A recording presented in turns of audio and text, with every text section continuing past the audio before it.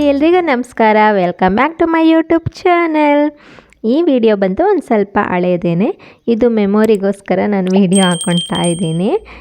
ನನ್ನ ತಂಗಿ ಬಂದಿಲ್ಲ, ಊರಿಗೆ ಹೋದಾಗ ಕರ್ಕೊಂಡು ಬಂದಿದ್ವಿ. ತಂಗಿ ಪಾಪು ಇಬ್ಬರು ಬಂದಿದ್ದಾರೆ. ಇನ್ನು ಇವ್ರನ್ನ ಕರ್ಕೊಂಡ್ಬಂದು 1 ವೀಕ್ ಆಗಿತ್ತು. 1 ವೀಕ್ ನಾನು ಯಾವುದೇ ವಿಡಿಯೋ ಕೂಡ ಮಾಡಿರಲಿಲ್ಲ. ನಾಳೆ ಹೋಗ್ತಾರೆ. ಇವತ್ತು ಮತ್ತು ನಾಳೆ ಲಾಸ್ಟ್ ಡೇ ಆಗಿರುತ್ತೆ. ಒಂದು ಸ್ವಲ್ಪ ಮೆಮೊರಿಗೋಸ್ಕರ ಒಂದು ಸ್ವಲ್ಪ ವೀಡಿಯೋ ಮಾಡ್ಕೊಳ್ಳೋಣ ಅಂತ ಮಾಡ್ಕೊಳ್ತಾ ಇದ್ದೆ. ಸಾಕು ತೆಗಿತೀನಮ್ಮ. ಅಯ್ಯೋ ದೇವರೇ, ಕೂದಲು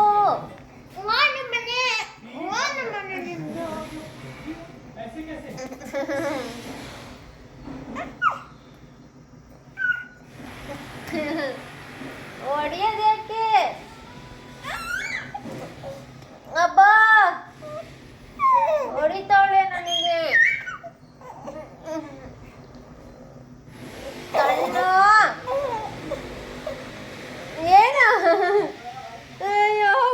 ಇನ್ನು ನಾಳೆ ಹೋಗ್ತಾರಲ್ಲ, ಪಾಪಗೊಂದು ಜೊತೆ ಬಟ್ಟೆ ತಕ್ಕೊಡೋಣ ಅಂತ ಹೇಳ್ಬಿಟ್ಟು ನಾನು ನಮ್ಮ ಮನೆಯವರು ಇಲ್ಲೇ ನಮ್ಮ ಮನೆ ಹತ್ರ ಒಂದು ನಿಯರ್ ಶಾಪ್ ಇದೆ, ಬೇಬಿ ಶಾಪು. ಅದಕ್ಕೆ ಹೋಗಿದ್ವಿ, ಪೂಜಾ ಬೇಬಿ ಶಾಪ್ ಅಂತ.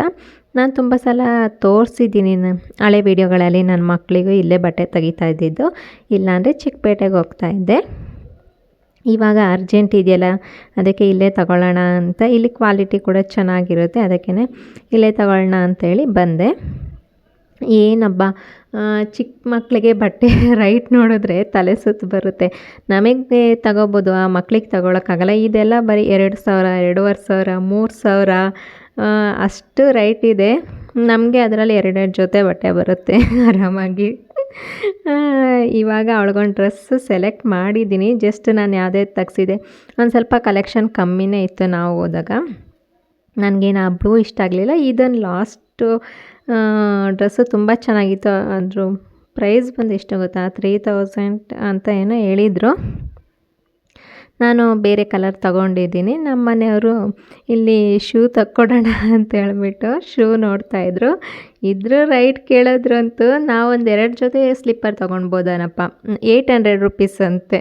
ನಾನು ಬೇಡ ಬನ್ನಿ, ಅವಳು ಹಾಕ್ಕೊಂಡು ಇನ್ನೆಲ್ಲಿ ಹೋಗ್ತಾಳೆ, ಒಂದು ಸ್ವಲ್ಪ ದೊಡ್ಡವಳಾಗಿ ನಡೀತಾ ಇದ್ದರೆ ತಗೊಳಕ್ಕೆ ಚೆಂದ. ಈ ಚಿಕ್ಕ ಮಕ್ಕಳು ಎತ್ಕೊಂಡೇ ತಿರುಗ್ತಾ ಇರ್ತೀವಿ, ಎಲ್ಲಿ ಅವಳು ಹಾಕ್ಕೊಂಡು ಎಲ್ಲಿ ನಡೀತಾಳೆ. ಅವಳು ದೊಡ್ಡವಳಾಗೋ ಅಷ್ಟೊತ್ತಿಗೆ ಆ ಶೂನೇ ಆಗಲ್ಲ. ಅದಕ್ಕೆ ಬೇಡ ಅಂತ ಹೇಳ್ಬಿಟ್ಟು ಡ್ರೆಸ್ ತಗೊಂಡೆ.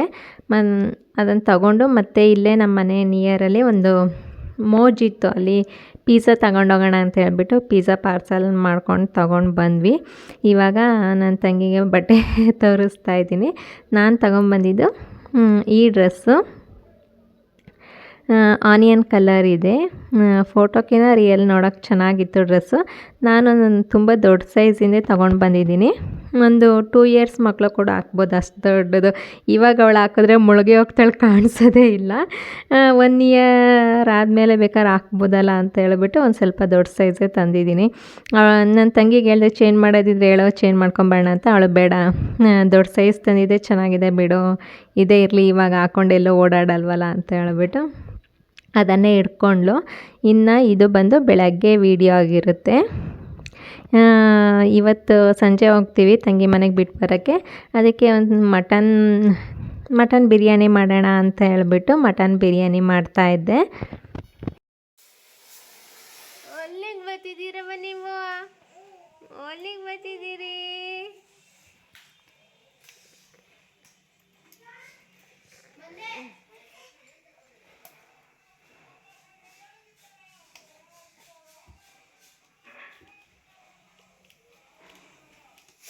ಬೀಳ್ತೀಯ?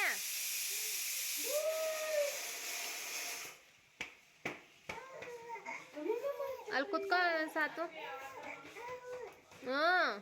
ಬಾ.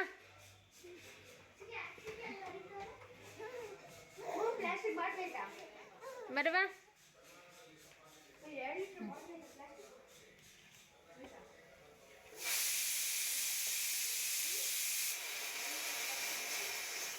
ಏನು ಸೌಂಡ್ ಅದು?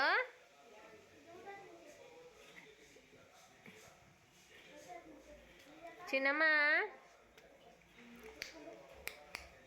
ಬಾ ಮಗಳೇ.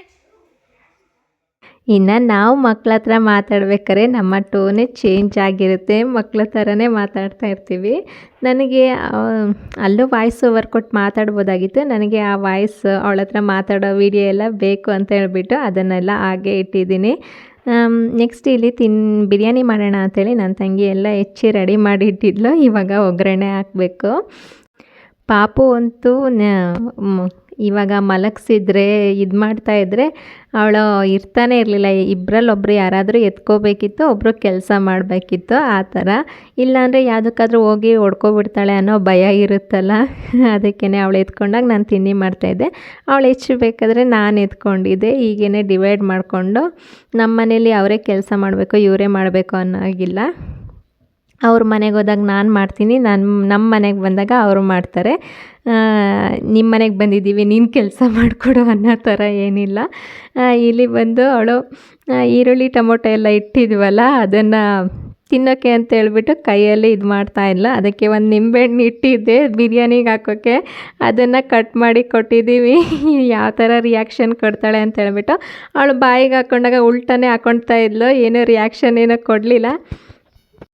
ನಮ್ಮ ಮನೇಲಿ ನಮ್ಮ ಇಬ್ಬರು ಮಕ್ಕಳದು ಈ ಥರ ಚಿಕ್ಕ ವಯಸ್ಸಲ್ಲಿ ಈ ಥರ ಆಟ ಆಡ್ತಿರೋದು ಯಾವುದೇ ಕ್ಲಿಪ್ಪಿಂಗ್ಸ್ ಕೂಡ ಇರಲಿಲ್ಲ. ಆವಾಗಿನ್ನೂ ಅಷ್ಟು ಅಪ್ಡೇಟ್ ಆಗಿರಲಿಲ್ವಲ್ಲ. ನಾವು ಏನೋ ವಿಡಿಯೋ, ನಂದು ಪ್ರೆಗ್ನೆನ್ಸಿದೆ ಒಂದು ಫೋಟೋನೇ ಇಲ್ಲ, ಇವಳ್ದಾದ್ರೂ ಇರಲಿ ಅಂತೇಳ್ಬಿಟ್ಟು ನಾನು ಇದಾದರೆ ಪರ್ಮನೆಂಟ್ ಆಗಿರುತ್ತಲ್ಲ ಅಂತೇಳ್ಬಿಟ್ಟು ಅವರು ಬಂದು ಹೋಗಿ ಆಯಿತು ಹಳೆ ವೀಡಿಯೋನೇ. ಆದರೂ ನನಗೆ ಮೆಮೊರಿಗೆ ಬೇಕು ಅಂತ ಹೇಳ್ಬಿಟ್ಟು ಲೇಟಾಗಾದ್ರೂ ವೀಡಿಯೋ ಅಪ್ಲೋಡ್ ಮಾಡಿದ್ದೀನಿ. ಇವಾಗ ಬಿರಿಯಾನಿಗೆ ಒಂದು ಸ್ವಲ್ಪ ಕುಕ್ಕರಲ್ಲಿ ಎಣ್ಣೆ ಹಾಕ್ಕೊಂಡು ಎಲ್ಲ ಸ್ಪೈಸಸ್ನ ಹಾಕ್ಕೊಂಡಿದ್ದೀನಿ. ಚಕ್ಕೆ, ಲವಂಗ, ಪಲಾವ್ ಎಲೆ, ಮೆಣಸು, ಮರಾಠಿ ಮೊಗ್ಗು, ಅನಾನಸ್ ಹೂವು, ಏನು ಸ್ಪೈಸಸ್ ಇರುತ್ತೆ ಅದನ್ನೆಲ್ಲ ಹಾಕ್ಕೊಂಡಿದ್ದೀನಿ, ಸೋಂಪು. ಆಮೇಲೆ ಹಾಗೇ ಹಸಿಮೆಣ್ಸಿನ್ಕಾಯಿ ಇರುತ್ತಲ್ಲ ಅದನ್ನು ಉದ್ದ ಸಿಳಿ ಹಾಕ್ಕೊಳ್ತಾ ಇದ್ದೀನಿ. ಆಮೇಲೆ ಉದ್ದಕ್ಕೆ ಹೆಚ್ಚಿರೋ ಈರುಳ್ಳಿ. ನಾನೊಂದು ಸ್ವಲ್ಪ ಪಲಾವು ಮತ್ತು ಬಿರಿಯಾನಿನ ಒಂದೇ ಥರ ಮಾಡ್ತೀನಿ, ಆದರೆ ಟೇಸ್ಟ್ ಡಿಫ್ರೆಂಟಾಗೇ ಇರುತ್ತೆ. ನಾವು ಚಿಕನ್ ಹಾಕಿದಾಗ ಬೇರೆ ಟೇಸ್ಟ್ ಬರುತ್ತೆ, ತರಕಾರಿ ಹಾಕಿದಾಗ ಬೇರೆ ಟೇಸ್ಟ್ ಬರುತ್ತೆ. ಮಾಡೋ ಪ್ರೊಸೀಜರಲ್ಲಿ ಒಂದು ಸ್ವಲ್ಪ ಒಂದೇ ಥರ ಇರುತ್ತೆ, ಆದರೆ ಬಿರಿಯಾನಿಗೆ ಮೊಸರು ಹಾಕ್ಕೊಳ್ತೀನಿ, ಪಲಾವ್ಗೆ ನಾನು ಮೊಸರು ಹಾಕೋಕ್ಕೆ ಹೋಗಲ್ಲ. ಇವಾಗ ಶುಂಠಿ ಬೆಳ್ಳುಳ್ಳಿ ಪೇಸ್ಟು ಕೂಡ ಹಾಕ್ಕೊಂಡು ಚೆನ್ನಾಗಿ ಫ್ರೈ ಮಾಡ್ಕೊಳ್ತಾ ಇದ್ದೀನಿ. ಈರುಳ್ಳಿ ಚೆನ್ನಾಗಿ ಫ್ರೈ ಆದಮೇಲೆ ಶುಂಠಿ ಬೆಳ್ಳುಳ್ಳಿ ಪೇಸ್ಟ್ ಹಾಕ್ಕೊಂಡು ಫ್ರೈ ಮಾಡಿಕೊಂಡೆ. ಇವಾಗ ಇದಕ್ಕೆ ಸೊಪ್ಪುಗಳನ್ನ ಹಾಕ್ಕೊಂಡು ಫ್ರೈ ಮಾಡ್ಕೊತಾ ಇದ್ದೀನಿ. ಇಲ್ಲಿ ನಾನು ಮೆಂತ್ಯ ಸೊಪ್ಪು ಮತ್ತು ಪುದೀನ ಹಾಗೆ ಕೊತ್ತಂಬರಿ ಈ ಮೂರನ್ನು ಒಟ್ಟಿಗೆ ತೊಳೆದ್ಬಿಟ್ಟು ಕಟ್ ಮಾಡ್ಕೊಂಡಿದ್ದೀನಿ. ಒಟ್ಟಿಗೆ ಹಾಕೋದಲ್ವ, ಮೂರನ್ನು ಮಿಕ್ಸ್ ಮಾಡಿಕೊಂಡೆ ಕಟ್ ಮಾಡಿ ಎತ್ತಿಟ್ಕೊಂಡಿದ್ದೆ ನಾನು. ಅದು ಚೆನ್ನಾಗಿ ಫ್ರೈ ಆದಮೇಲೆ ನೆಕ್ಸ್ಟು ಟೊಮೊಟೊ ಕೂಡ ಆ್ಯಡ್ ಮಾಡ್ಕೊತೀನಿ. ಟೊಮೊಟೊ ಹಾಕಿ ಆದಮೇಲೆ ಒಂದು ಸ್ವಲ್ಪ ಉಪ್ಪು ಹಾಕ್ಕೊಂಡು ಚೆನ್ನಾಗಿ ಫ್ರೈ ಮಾಡಿಕೊಂಡ್ರೆ ಟೊಮೊಟೊ ಕೂಡ ಮೆತ್ತಗಾಗಿರುತ್ತೆ. ಇವಾಗ ನಾನು ಮಾಡೋ ಪ್ರೊಸೀಜರಲ್ಲೇ ಇನ್ನೂ ಬೇರೆಯವರು ಮಾಡ್ಬೋದು, ಆದರೆ ಕೈ ರುಚಿ ಅನ್ನೋದಿರುತ್ತಲ್ಲ ಅದು ಡಿಫ್ರೆಂಟಾಗಿ ಕೊಡುತ್ತೆ. ಸೇಮ್ ಒಂದೇ ಥರ ಮಾಡಿದ್ರೂ ನಮ್ಮ ಟೇಸ್ಟ್ ಬೇರೆಯೇ ಇರುತ್ತೆ, ಅವರ ಟೇಸ್ಟ್ ಬೇರೆಯೇ ಇರುತ್ತೆ, ಡಿಫ್ರೆಂಟಾಗೇ ಇರುತ್ತೆ. ಆ ಥರ ನನಗೆ ನಾನು ಮಾಡೋ ಪಲಾವು ಬಿರಿಯಾನಿ ಅಂದರೆ ನನಗೂ ಕೂಡ ಇಷ್ಟ ಆಗುತ್ತೆ. ಹಾಗೆ ಟೊಮೊಟೊ ಎಲ್ಲ ಮೆತ್ತಗಾಗಲಿ ಅಂತ ಅದೇ ಸಣ್ಣ ಉರಿಯಲ್ಲಿ ಫ್ರೈ ಮಾಡ್ತಾಯಿದ್ವಿ. ಇಲ್ಲಿ ಪಾಪು ಹಠ ಮಾಡ್ತಾ ಇದ್ಲಲ್ಲ ಅಂತ ಹೇಳ್ಬಿಟ್ಟು ಎತ್ಕೊಂಡಿದ್ದೀನಿ. ಏನು ಮಕ್ಳು ಎತ್ಕೊಳಕ್ಕೆ ಬರಲ್ವಾ ಅಂತ ಅಂದ್ಕೋಬೇಡಿ, ಅವಳು ಆ ಥರ ಡಿಫ್ರೆಂಟಾಗಿ ಎತ್ಕೊಂಡ್ರೇ ಸುಮ್ಮನೆ ಇರ್ತಾಳೆ. ನಾರ್ಮಲಾಗಿ ಎತ್ಕೊಂಡ್ರೆ ಕುಸು ಕುಸು ಅಂತ ಇರ್ತಾಳೆ. ಹಾಗೆ ಆ ಥರ ಎತ್ಕೊಂಡಿದ್ನಲ್ಲ ಉಲ್ಟಾ ತಿರುಗಿಸಿ, ಆವಾಗ ಎಷ್ಟೊತ್ತು ಎತ್ಕೊಂಡ್ರು ಅವಳು ಸುಮ್ಮನೆ ಇರ್ತಿದ್ಲು. ಅಂದರೆ ಒಂದು ಸ್ವಲ್ಪ ಹೊಟ್ಟೆ ನೋವು ಆಗುತ್ತೆ, ಜಾಸ್ತಿ ಹೊತ್ತು ಆ ಥರ ಇಟ್ಕೊಬಾರ್ದು, ನಮ್ಮ ಕೈ ಹೊಟ್ಟೆಗೆ ಪ್ರೆಸ್ ಆಗ್ತಾ ಇರುತ್ತಲ್ಲ. ಹಾಗೆಯೇ ಒಂದು 2 ನಿಮಿಷ 3 ನಿಮಿಷ ಎತ್ಕೊಂಡಾಗ ಆ ಥರ ಎತ್ಕೊಂಡ್ರೆ ಅವಳು ಏನಾದ್ರು ಎಳಿಯೋದು ಮಾಡೋದು ಆ ಥರ ಮಾಡ್ತಾಯಿದ್ಲು. ಹಂಗಂದರೆ ಗ್ಯಾಸಿಂದ ದೂರನೇ ಇಟ್ಕೊಂಡಿದ್ವಿ. ಅಲ್ಲಿ ನನ್ನ ತಂಗಿ ಇದು ಮಾಡ್ತಾಯಿಲ್ಲ, ನಾನು ಈ ಕಡೆ ಪಾಪು ಇಟ್ಕೊಂಡಿದ್ದೆ. ಇವಾಗ ಟೊಮೊಟೊ ಎಲ್ಲ ಮೆತ್ತಗಾದ್ಮೇಲೆ ಖಾರ ಪುಡಿ ಮತ್ತು ಸಾಂಬಾರು ಪುಡಿ, ಬಿರಿಯಾನಿ ಪೌಡರು ನಾವು ಯಾವ್ದು ಬೇಕಾದರೂ ಯೂಸ್ ಮಾಡ್ಬೋದು. ನಾನು ತೇಜು ಯೂಸ್ ಮಾಡ್ತೀನಿ, ಇಲ್ಲಾಂದರೆ ಬೇರೆ ಯಾವ್ದು ಸಿಕ್ಕಿದ್ರೂ ಯೂಸ್ ಮಾಡ್ತೀನಿ. ಜಾಸ್ತಿ ಯೂಸ್ ಮಾಡೋದು ತೇಜು ಬಿರಿಯಾನಿ ಪೌಡರ್ನೇ ನಾನು. ಇವಾಗ ಚೆನ್ನಾಗಿ ಮಸಾಲೆ ಎಲ್ಲ ಎಣ್ಣೆ ಬಿಡೋ ಥರ ಫ್ರೈ ಆದಮೇಲೆ ಅದು ನನಗೆ ಬೇಕಾದ್ರೆ ಒಂದು ಸ್ವಲ್ಪ ಮಟನ್ ನೀರಿರುತ್ತಲ್ಲ ಅದನ್ನು ಹಾಕ್ಕೊಂಡು ಫ್ರೈ ಮಾಡ್ಕೊತೀನಿ. ನಾನಿಲ್ಲಿ ಬಿರಿಯಾನಿ ಮಾಡೋಕ್ಕಿಂತ ಮುಂಚೆನೇ ನಾನು ಮಟನ್ನ ಕುಕ್ಕರ್ನಲ್ಲಿ ವಿಷಲ್ ಹೊಡಿಸಿ ಇಟ್ಕೊಂಡಿದ್ದೆ. ಅದಕ್ಕೆ ನಾನು ಏನು ಹಾಕ್ಕೊಂಡಿದ್ದೆ ಅಂದರೆ ಒಂದು ಸ್ವಲ್ಪ ನೀರು, ಉಪ್ಪು, ಅರಿಶಿನ ಪುಡಿ, ಒಂದು ಸ್ವಲ್ಪ ಶುಂಠಿ ಬೆಳ್ಳುಳ್ಳಿ ಪೇಸ್ಟು, ಒಂದು ಸ್ವಲ್ಪ ಖಾರ ಪುಡಿ, ಖಾರ ಉಪ್ಪು ಎಲ್ಲ ಚೆನ್ನಾಗಿ ಇಟ್ಕೊಳ್ಳಿ ಅಂತ ಒಂದು ಈರುಳ್ಳಿ ಕಟ್ ಮಾಡಿ ಹಾಕ್ಕೊಂಡು ಒಂದು 5-6 ವಿಷಲ್ ಹೊಡೆಸ್ಕೊಂಡಿದ್ದೆ. ಮಟನ್ ಬೇಯಬೇಕಲ್ವ. ನಾನಿಲ್ಲಿ ಮಟನ್ ಆದಮೇಲೆ ಒಂದು ಸ್ವಲ್ಪ ಮೊಸರು ಹಾಕ್ಕೊಂಡು ಚೆನ್ನಾಗಿ ಫ್ರೈ ಮಾಡಿಕೊಂಡು ಇವಾಗ ಎಷ್ಟು ಬೇಕು 2 ಗ್ಲಾಸ್ ಅಕ್ಕಿಗೆ 4 ಗ್ಲಾಸ್ ನೀರನ್ನು ಹಾಕ್ಕೊಂಡು ಹಾಗೆ ಮಟನ್ ಬೇಯಿಸಿರ್ತೀವಲ್ಲ ಅದೇ ನೀರನ್ನು ಯೂಸ್ ಮಾಡ್ಕೋತೀನಿ. ಆಮೇಲೆ ಬೇಕಿದ್ರೆ ಎಕ್ಸ್ಟ್ರಾ ನೀರನ್ನು ಹಾಕ್ಕೊಳ್ತೀನಿ. ಇವಾಗ ಎಲ್ಲ ಕರೆಕ್ಟಾಗಿ ಎಷ್ಟು ಬೇಕಷ್ಟು ನೀರನ್ನು ಹಾಕ್ಕೊಂಡು ನೀರನ್ನು ಕುದಿಯೋಕೆ ಬಿಡ್ತೀನಿ. ಇವಾಗಲೇ ಉಪ್ಪು ಹಾಕ್ಕೊಳ್ಬೋದು. ನಮಗೆ ಮಟನ್ಗೂ ಕೂಡ ನಾವು ಉಪ್ಪು ಹಾಕಿರ್ತೀವಲ್ಲ, ನೋಡಿಕೊಂಡು ಉಪ್ಪು ಹಾಕ್ಕೋಬೇಕು, ಇಲ್ಲಾಂದರೆ ಉಪ್ಪಾಗುತ್ತೆ. ಆಮೇಲೆ ಬೇಕಾದ್ರೆ ನೀರು ಕುದ್ದಾದ್ಮೇಲೆ ನಾವು ಟೇಸ್ಟ್ ನೋಡ್ಬೋದು. ನಾನಿಲ್ಲಿ ಅರಳುಪ್ಪು ಹಾಕಿದ್ನಲ್ಲ, ಇವಾಗ ಹಾಕಿದ ತಕ್ಷಣ ಟೇಸ್ಟ್ ನೋಡೋಕ್ಕಾಗಲ್ಲ, ಉಪ್ಪು ಕರಗಬೇಕಲ್ವ. ಆಮೇಲೆ ನೀರು ಕುದ್ದಾದ್ಮೇಲೆ ಟೇಸ್ಟ್ ನೋಡ್ಬಿಟ್ಟು ಆಮೇಲೆ ಅಕ್ಕಿ ಹಾಕ್ತೀನಿ. ಆ ಕಡೆ ನೀರು ಕುದಿಬೇಕಾದ್ರೆ ಈ ಕಡೆ ನಾನು ಅಕ್ಕಿನ ನೆನೆ ಹಾಕ್ಕೊಂಡಿದ್ದೆ. ಒಂದು 5 ಮಿನಿಟ್ಸ್ ಅಕ್ಕಿ ನೆನೆದ್ರೆ ಈ ಅನ್ನ ಆದಾಗ ಒಂದು ಸ್ವಲ್ಪ ಮೆತ್ತಗೆ ಚೆನ್ನಾಗಿರುತ್ತೆ ತಿನ್ನೋಕ್ಕೆ. ಇವಾಗ ಉಪ್ಪು ಖಾರ ಕರೆಕ್ಟಾಗಿದೆಯಾ ಅಂತ ಹೇಳ್ಬಿಟ್ಟು ಟೇಸ್ಟ್ ನೋಡ್ತಿದ್ದೀನಿ. ಡೈಲಿ ಮಾಡೋ ಅಡುಗೆ ಅಲ್ವಾ, ನಾವು ಯಾವತ್ತೂ ಹಂಗೆ ಟೇಸ್ಟ್ ನೋಡೋಲ್ಲ. ಯಾರಾದ್ರು ಇದ್ದಾಗ ಈ ಥರ ಮಟನ್ ಬಿರಿಯಾನಿ, ಚಿಕನ್ ಬಿರಿಯಾನಿ ಆ ಥರ ಎಲ್ಲ ಮಾಡಿದಾಗ ಅಷ್ಟೇ ನಾನು ಟೇಸ್ಟ್ ನೋಡೋದು. ಇನ್ನು ನಾರ್ಮಲ್ ಅಡುಗೆಗಳಿಗೆಲ್ಲ ನಾನು ಟೇಸ್ಟ್ ನೋಡೋಕ್ಕೆ ಹೋಗಲ್ಲ. ಹಾಗೆ ನಮಗೆ ಕೈಗೆ ಎಷ್ಟು ಅನಿಸುತ್ತೋ ಅಷ್ಟು ಹಾಕ್ಬಿಡ್ತೀವಿ. ಅದು ನಮಗೆ ಕೈಯಲ್ಲಿ ಉಪ್ಪು ಹಾಕಿದಾಗ ಗೊತ್ತಾಗುತ್ತೆ ಹಾಕಬೇಕು, ಇನ್ನೊಂದು ಸ್ವಲ್ಪ ಬೇಕಿದ್ರೆ ಹಾಕಬೇಕು ಅನ್ನಿಸ್ತಾ ಇರುತ್ತೆ. ಡೈಲಿ ಅಡುಗೆ ಮಾಡೋರು ಹಾಗೇ ಒಂದು ಕಣ್ಣು ಅಳತೆ ಅಂತ ಇರುತ್ತಲ್ಲ, ಉಪ್ಪು ಎಷ್ಟು ಹಾಕಬೇಕು, ಖಾರ ಪುಡಿ ನಾವು ಸ್ಪೂನ್ ಲೆಕ್ಕದಲ್ಲಿ ಹಾಕಲಿಲ್ಲ ಅಂದರೂ ನಾರ್ಮಲಾಗಿ ನಮಗೆ ಇಷ್ಟೇ ಹಾಕಬೇಕು ಅಂತ ಗೊತ್ತಾಗ್ಬಿಡುತ್ತೆ. ಇವಾಗ ಅಕ್ಕಿ ಎಲ್ಲ ನೀರೆಲ್ಲ ಕುದ್ದಾದ್ಮೇಲೆ ಅಕ್ಕಿ ಕೂಡ ಹಾಕಿದ್ದೀನಿ. ನಾನಿಲ್ಲಿ ವಿಷಲೇನು ಹಾಕ್ತಾಯಿಲ್ಲ, ಹಾಗೆಯೇ ಬೇಯಿಸ್ತಾ ಇದ್ದೀನಿ. ಅಕ್ಕಿ ಒಂದು ಸ್ವಲ್ಪ ಬೇಯಲಿ ಅಂತ. ನೀರು ಕಮ್ಮಿ ಆದಮೇಲೆ ನಾನು ಒಂದು ವಿಷಲ್ ಹಾಕಿಸ್ತೀನಿ ಸಣ್ಣೂರಿಲಿ. ಆವಾಗ ಮಸಾಲೆ ಎಲ್ಲ ಬರೀ ಮೇಲೆ ಕೂತ್ಕೊಳ್ಳೋದು ಅಥವಾ ಅನ್ನ ಮಾತ್ರ ಕೆಳಗಿರೋದು ಆ ಥರ ಆಗಲ್ಲ. ಈ ಥರ ಮಾಡಿದ್ರೆ ಮಸಾಲೆ ಮತ್ತು ಅನ್ನ ಎಲ್ಲ ನೀಟಾಗಿ ಮಿಕ್ಸಾಗಿ ಬೇಯುತ್ತೆ. ಇವಾಗ ಅದೆಲ್ಲ ಇನ್ನೊಂದು ಸ್ವಲ್ಪ ನೀರು ಉಳಿದಿತ್ತಲ್ಲ, ಅದಾದಮೇಲೆ ಲಿಡ್ನ ಕ್ಲೋಸ್ ಮಾಡಿ ಒಂದು ವಿಷಲ್ ಹಾಕಿಸಿ ಇದು ಆರಿದ ಮೇಲೆ ನೀಟಾಗಿ ವಿಷಲ್ನ ಎತ್ತಿ ಓಪನ್ ಮಾಡ್ತಾಯಿದ್ದೀನಿ. ನಾವು 10 ಗಂಟೆಗೆ ಏನೋ ತಿಂಡಿ ಮಾಡೋಕ್ಕೆ ಶುರು ಮಾಡಿದ್ದು, 11 ಗಂಟೆ ಹೋಗಿತ್ತು. ನಾವು ಬೆಳಗ್ಗೆ ಒಂದು ಸ್ವಲ್ಪ ಟೀ ಸ್ನ್ಯಾಕ್ಸ್ ಎಲ್ಲ ತಿಂದಿದ್ವಲ್ಲ, ಹಂಗೇನು ಹೊಟ್ಟೆ ಹಸಿತಿರ್ಲಿಲ್ಲ.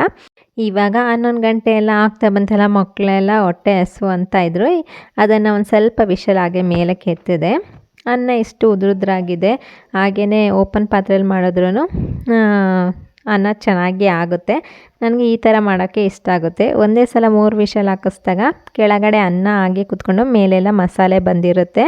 ಇವಾಗ ಎಲ್ಲರಿಗೂ ಬಡಿಸಿ ಕೊಡ್ತಾಯಿದ್ದೀನಿ. ಇವಾಗ ಬಿರಿಯಾನಿ ತಿಂದ್ಬಿಟ್ಟು ಆಮೇಲೆ ನೆಕ್ಸ್ಟ್ ಸಿಗ್ತೀನಿ.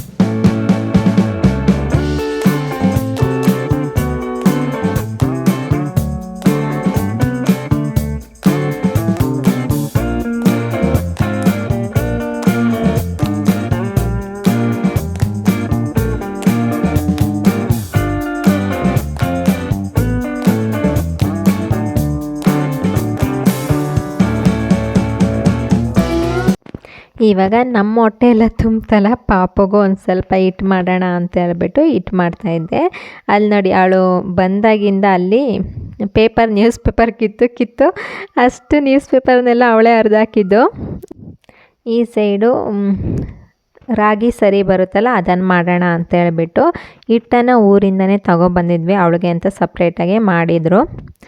ಅದನ್ನು ಒಂದು ಸಲ ಬಟ್ಟೆಯಲ್ಲಿ ಚೆನ್ನಾಗಿ ಜಡಿ ಥರ ತೆಯ್ದುಬಿಟ್ಟು ಇವಾಗ ಎಷ್ಟು ನೀರು ಬೇಕೋ ಅಷ್ಟನ್ನು ಹಾಕಿ ಮಿಕ್ಸ್ ಮಾಡ್ಕೊತಾ ಇದ್ದೀನಿ. ನಾವು ಒಲೆ ಮೇಲೆ ಇಟ್ಬಿಟ್ಟು ಮಿಕ್ಸ್ ಮಾಡೋಕ್ಕೋದ್ರೆ ಗಂಟು ಕಟ್ಟಾಗುತ್ತೆ. ಫಸ್ಟು ನೀರಲ್ಲೇ, ಕೆಲವರು ನೀರಲ್ಲಿ ಮಾಡ್ತಾರೆ, ಕೆಲವರು ಹಾಲಲ್ಲಿ ಮಾಡ್ತಾರೆ. ನಾವಿಲ್ಲಿ ನೀರಿನಲ್ಲೇ ಮಿಕ್ಸ್ ಮಾಡಿಕೊಂಡು ಬೇಯಿಸೋದು. ಜಾಸ್ತಿ ಹಾಲು ಕೂಡ ಕೊಡಬಾರ್ದು ಮಕ್ಕಳಿಗೆ, ಹಾಲು ಕಫ ಕಟ್ಟುತ್ತಲ್ಲ.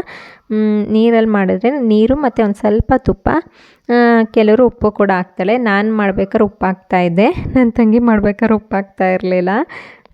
ಇವಾಗ ಅದನ್ನೇ ಹಿಟ್ಟನ್ನು ಮಾಡ್ತಾಯಿದ್ದೀನಿ.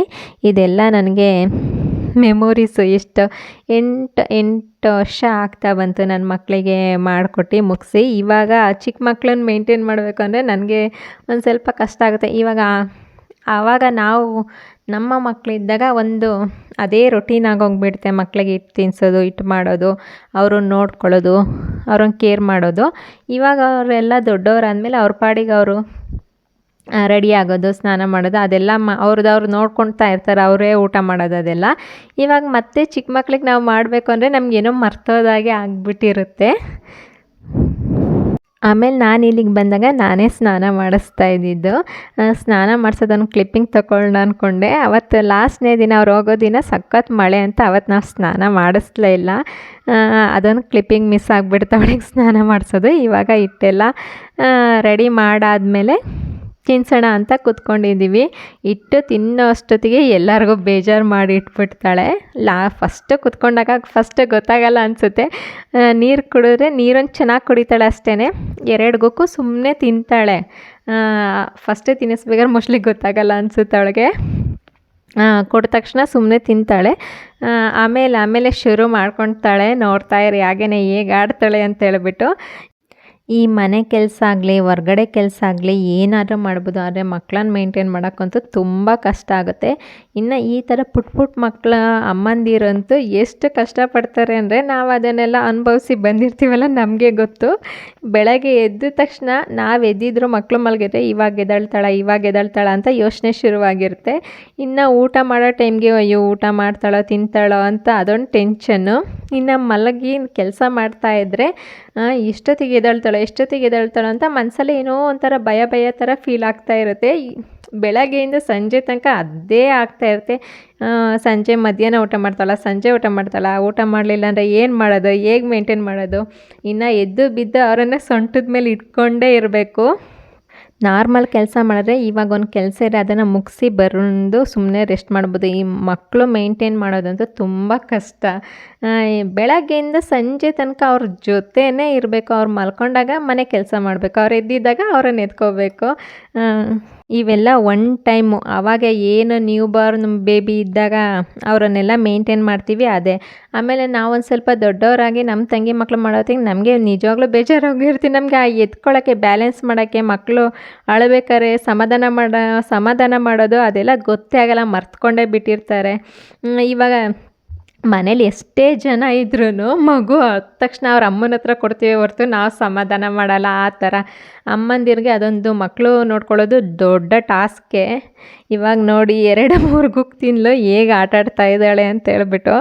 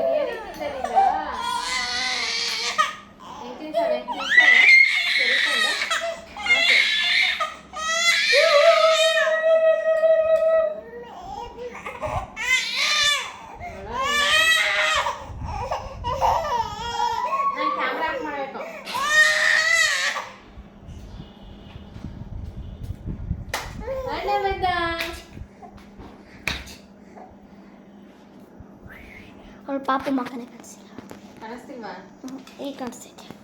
10 ಸ್ಪೂನ್ ಆ ಥರ ಹಿಟ್ಟು ಮಾಡಿದೆ. ಅವಳು ತಿನ್ನೋದೇ 2ರಿಂದ 3 ಸ್ಪೂನ್ ಅಷ್ಟೇ. ಅದಕ್ಕೆ ಅಷ್ಟು ಸಣ್ಣ ಆಗಿದ್ದಾಳೆ. 8 ತಿಂಗಳು ಪಾಪು ಥರ ಕಾಣಿಸೋದೇ ಇಲ್ಲ. ಇವಾಗ ಅವರು ಬಂದು ಒಂದು ವಾರದಿಂದ ಸಖತ್ತು ಮಳೆ ಇತ್ತು. ಎಲ್ಲೂ ಹೊರಗಡೆನೇ ಹೋಗಿರಲಿಲ್ಲ. ನೆನ್ನೆ ಪಿಜ್ಜಾ ತೊಗೊಂಡು ಬಂದೆ ಅಂತ ಹೇಳಿದ್ನಲ್ಲ, ಅಲ್ಲಿಂದ ಬರ್ಬೇಕಾದ್ರೆ ಚಂಪಾಕಲಿ ತಿನ್ನಬೇಕು ಅಂತ ಹೇಳ್ಬಿಟ್ಟು ಚಂಪಾಕಲಿ ತಂದಿದ್ದೆ. ಅದು ನಾನು ನಾರ್ಮಲ್ ಬೇಕ್ರಿ ಅಲ್ಲ, ಬ್ರ್ಯಾಂಡೆಡ್ ಬೇಕ್ರಿಲೇ ತಂದಿದ್ದು. ಮನೆಗೆ ಬಂದು ಪಿಜ್ಜಾ ಎಲ್ಲ ತಿಂದಾದ್ಮೇಲೆ ಚಂಪಾಕಲಿ ತಿನ್ನೋಣ ಅಂತ ಹೇಳ್ಬಿಟ್ಟು ತೆಗಿತಾ ಇದ್ದೀವಿ. ಅದನ್ನು ಒಂಥರ ಚಂಪಾಕಲಿ ಹಿಂಗೆ ಮುಟ್ಟಿದ್ರೆ ರಸ ಆಗೇ ಬರುತ್ತಲ್ಲ, ಇದು ಗಟ್ಟಿ ಹಿಂಗೆ ಇಟ್ಕೊಂಡ್ರೆ ಏನೋ ಗಟ್ಟಿ ಕಲ್ಲೆತ್ತದಂಗೆ ಆಗ್ತಾಯಿತ್ತು. ಆಮೇಲೆ ನನ್ನ ತಂಗಿಗೆ ಡೌಟ್ ಬಂದು ಈ ಥರ ಹಿಂದೆ ರ್ಯಾಪರ್ ಇರುತ್ತಲ್ಲ ಅದನ್ನು ತೆಗಿ ಓಪನ್ ಮಾಡಿ ನೋಡ್ರೆ ಎಲ್ಲ ಒಂಥರ ಬೂಸ್ಟ್ ಬಂದಾಗೆ ಆಗಿತ್ತು. ಬೂಸ್ಟ್ನು ಅಂತಾರಲ್ಲ ಆ ಥರ ಬಂದಾಗ ಆಗಿತ್ತು. ಅದಕ್ಕೆ ಅದನ್ನು ಎಕ್ಸ್ಚೇಂಜ್ ಮಾಡ್ಕೊಬರೋಣ ಅಂತ ಹೇಳಿಬಿಟ್ಟು ಅವ್ರು ವಾಪಸ್ ಕೊಡ್ತಾರೋ ಬಿಡ್ತಾರೋ ಗೊತ್ತಿಲ್ಲ. ಒಟ್ನಲ್ಲಿ ಅವ್ರಿಗೆ ಹೇಳ್ಬಿಟ್ಟು ಕೊಟ್ಟು ಬರಬೇಕು ಅಂತ ಹೇಳ್ಬಿಟ್ಟು ನಾವು ನೋಡೋಣ ಇಸ್ಕೋತಾರ ಇಸ್ಕೊಳ್ಳಲ್ವಾ. ತಗೊಂಡೋಗಿ ಹೇಗೆ ತಂದಿದ್ವಿ ಹಾಗೆ ಇಟ್ಟಿದ್ವಿ. ಅದು 1 ಪೀಸ್ ಬಂದು 25 ರೂಪೀಸು. ನಾನು ನಿನ್ನೆ ಮಳೆ ಬರ್ತಾ ಇತ್ತಲ್ಲ, ಅರ್ಜೆಂಟಲ್ಲಿ ಅವರು ಕೊಡಿ ಅಂತ ಹಾಗೆ ಪ್ಯಾಕ್ ಮಾಡಿ ಕೈಗೆ ಹಾಗೆ ಕೊಟ್ಟರು. ನಾನಲ್ಲಿ ಚೆನ್ನಾಗಿದೆಯಾ ಇಲ್ವೋ ಅಂತ ಓಪನ್ ಕೂಡ ಮಾಡಿ ನೋಡಲಿಲ್ಲ. ಇನ್ನು ಮನೆಗೆ ಬಂದು ತಿನ್ಬೇಕಾದ್ರೆ ನಮಗೂ ಗೊತ್ತಾಗಿದೆ ಈ ಥರ ಇದೆ ಅಂತ. ನನ್ನ ತಂಗಿ ಅದನ್ನು ನೋಡಿದ ತಕ್ಷಣನೇ ಹೇಳಿದ್ಲು, ಇದು ಯಾವುದೋ ಹಳೇದು ಕೊಟ್ಟಿದ್ದಾರೆ. ಚಂಪಾಕಲಿ ಅಂದರೆ ಏನೋ ಒಂದು ದಿನ 2 ದಿನ ಇಟ್ಕೋಬೋದು ಅನಿಸುತ್ತೆ. ಆಮೇಲೆ ಅದು ಇಟ್ಕೊಂಡ್ರೆ ಹಳೇದೇನೆ ಒಂಥರ ಕಲ್ಲು ರೀತಿ ಇತ್ತು. ಇವಾಗ ಹೋಗಿ ಬಂದಾಯಿತು. ಏನು ಹೇಳಿದ್ರು ಅಂದರೆ, ನಾವು ಈ ಕಸ್ಟಮರ್ ಯಾರೂ ಇರಲಿಲ್ಲ, ಗೊತ್ತಿತ್ತು ನಾವೊಂದು ಮಧ್ಯಾಹ್ನ ಟೈಮಲ್ಲಿ ಅವರೇ ಕಸ್ಟಮರ್ ಕಮ್ಮಿ ಇರ್ತಾರೆ ಬೇಕ್ರಿಲಿ. ಅದಕ್ಕೇ ಆ ಟೈಮಲ್ಲೇ ಹೋಗಿದ್ದು. ನಾವು ಸಂಜೆ ಟೈಮಲ್ಲೇ ಬೇಕ್ರಿ ತುಂಬ ಕಸ್ಟಮರ್ ಇರ್ತಾರೆ, ನಾವು ಏನು ಹೇಳೋಕ್ಕಾಗಲ್ಲ. ಅವ್ರಿಗೂ ಒಂದು ಸ್ವಲ್ಪ ಏನಾದರೂ ಒಂಥರ ಮುಜುಗರ ಆಗೋದೆಲ್ಲ ಆಗುತ್ತಲ್ಲ, ಅದಕ್ಕೆ ಮಧ್ಯಾಹ್ನನೇ ಹೋಗಿದ್ದು. ಅವರು ನನ್ನ ಬಾಕ್ಸ್ನ ಇಟ್ಕೊಂಡು ಒಳಗೆ ಹೋಗ್ಬೇಕಾದ್ರೆ ಒಂದು ದೊಡ್ಡ ಸ್ಮೈಲ್ ಮಾಡಿಕೊಂಡು ಏನಾಯಿತು ಅಂತ ಕೇಳಿದ್ರು. ನಾವು ಹೀಗೆ ನಗ್ತಾನೆ ನೆನೆ ಒಂದು ಚಂಪಾಕಲಿ ತಗೊಂಡೋಗಿದ್ವಿ, ಈ ಥರ ನೋಡಿ ಹಾಳಾಗಿದೆ ಅಂತ ಹೇಳ್ಬಿಟ್ಟು.